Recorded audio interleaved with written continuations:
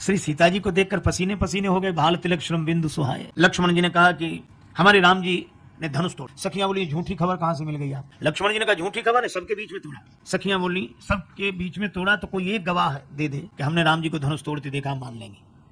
पर गवाही देने के लिए कोई नहीं मिला। क्यों? किसी ने देखा ही नहीं था। लेत चढ़ावत खेचत गाढ़े, काहू न लखा देख सब ठाड़े। सखियां बोली चलो राम जी ही कह देंगे हमने धनुष तोड़ा, हम मान लेंगे।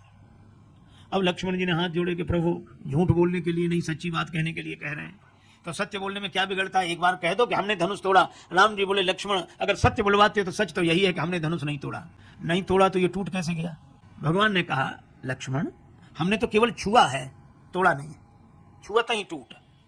तो और राजाओं अगर इसको धनुष को छूने से टूटना था तो और राजा क्या दूर खड़े खड़े धनुष को तोड़ते रहे, हाथ हिला हिला के? अरे नहीं, और राजाओं ने धनुष को पकड़ा, ताकत लगाई। अच्छा, तो और राजाओं की ताकत से भी नहीं टूटा, आपके छूते ही टूट गया, तो इसका भी तो अभिमान होना चाहिए।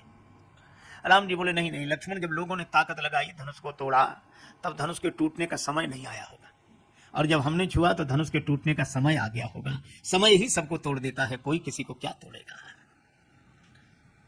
कैसे कैसे नजारे देखे हैं, झूठे सच्चे सहारे देखे हैं, जिंदगी में जिंदगी की नदियां के खुशी गम दो किनारे देखे हैं।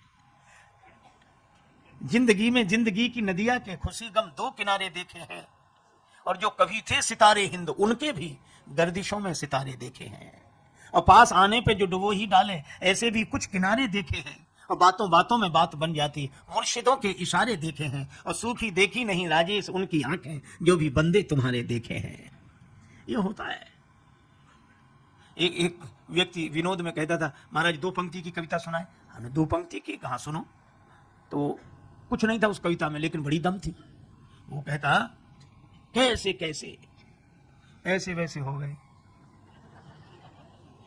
कैसे कैसे ऐसे वैसे हो गए, और ऐसे वैसे कैसे कैसे हो गए। समय की बात है। इसीलिए एक बड़े संपन्न सेठ जी थे, उन्होंने अपने गुरुजी को बुलाया गर्मी के दिन। गुरुजी रहते थे हिमालय में। उन्होंने कहा कि बच्चा काहे को गर्मी में परेशान करता हूं? नहीं गुरुदेव आना ही है आपको, मैं सब सेवा करूंगा। गुरुजी आए, भयंकर गर्मी, और जैसे ही गुरुजी आए तो सेठ जी बोले गुरुदेव अभी कमरा धुलवाओ। कमरा धुलवाया, पानी भरवाओ, कमरे में पानी भरवाया, बर्फ मंगवाओ, पंखे चलवाओ, बीच में रास्ता बनाया, बर्फ रखे, पंखे। इतना आनंद हुआ, गुरुजी को लगे वाह तूने तो हिमालय जैसी व्यवस्था यहाँ कर दी।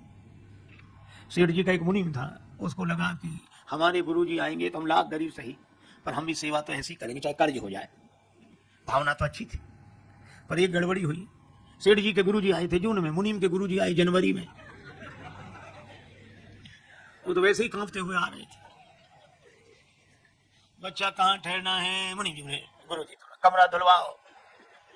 गुरुजी ने सोचा कि हो गई पवित्रता ज्यादा नहीं, तो अरे का जल भरवाओ, बर्फ मंगवाओ। गुरुजी बोले क्या करना है?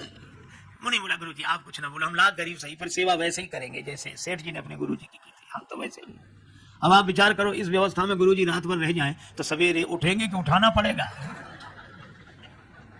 समय समय पर होते है समय समय की बात, समय समय पर होते है समय समय की बात, किसी समय का दिन बड़ा किसी समय की रात, और समय समय पर होते है समय समय की बात, राम जन्म का दिन बड़ा कृष्ण जन्म की रात। ये समय सबको प्रभावित करता है। तो भगवान ने कहा कि जब राजाओं ने शक्ति लगाई तब धनुष के टूटने का समय नहीं आया होगा, और जब हमने छुआ तो धनुष के टूटने का समय आ गया होगा। लक्ष्मण जी ने कहा कि प्रभु ये ज्योतिष विद्या आपने कब से सीख ली? आपको कैसे पता लगा कि अब धनुष के टूटने का समय आया, अब छूना चाहिए? और अगर आपको यह ज्ञान है तो इसका भी अभिमान होना चाहिए। राम जी ने कहा हमें ज्ञान नहीं है, तो हमारे गुरु जी को ज्ञान है। तभी कहा विश्वामित्र समय शुभ जाने।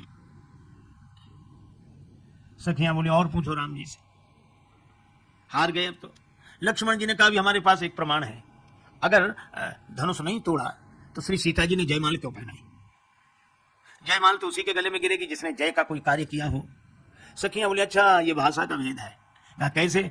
सखी कहे सौमित्र जू छाणो वृथा विचार, और जाह कहत जयमाल तुम ताह कहत हम हार। श्री सीता जी ने राम जी को पहनाई, वो जयमाल है कि हार? हार है ये कैसे माने? बोले तभी तो श्री राम जी ने भरी सभा में सिर झुकाकर स्वीकार की। हार ही तो सिर झुकाकर स्वीकार की जाती है। तो ये धनुष टूटा कैसे? सखियां बोली हम बताओ। हाँ बताओ। कौशिक मुनि के जंतर मंतर,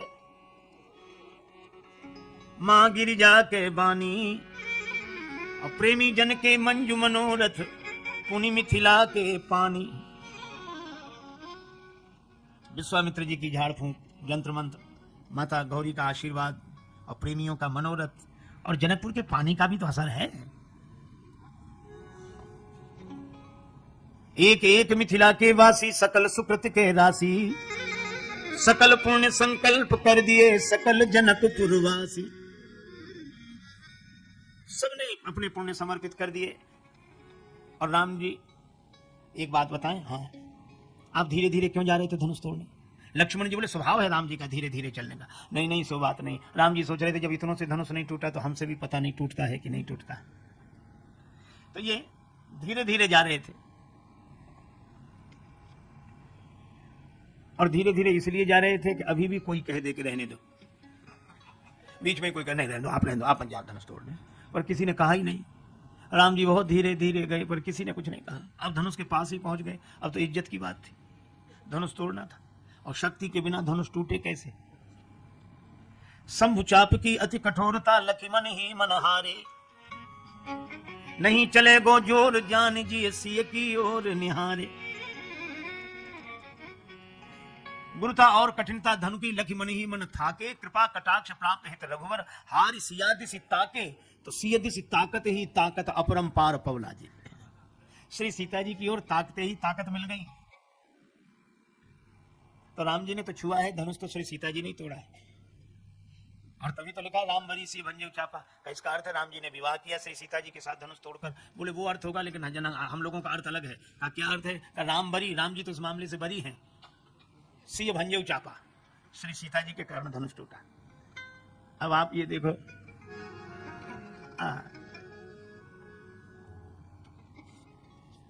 तब आपको जनकपुर ससुराल मिली, भंजो चाप, बगीचे में प्रवेश मिलेगा। दोनों भैया मुस्कुराते हैं। चौंधी से चितई पूछ, माली गण लगे लैन दल, फूल मुदित मन। यह जो पुष्प वाटिका प्रसंग है, श्री तुलसीदास जी महाराज अपने तरह से इसे प्रस्तुत करते हैं। और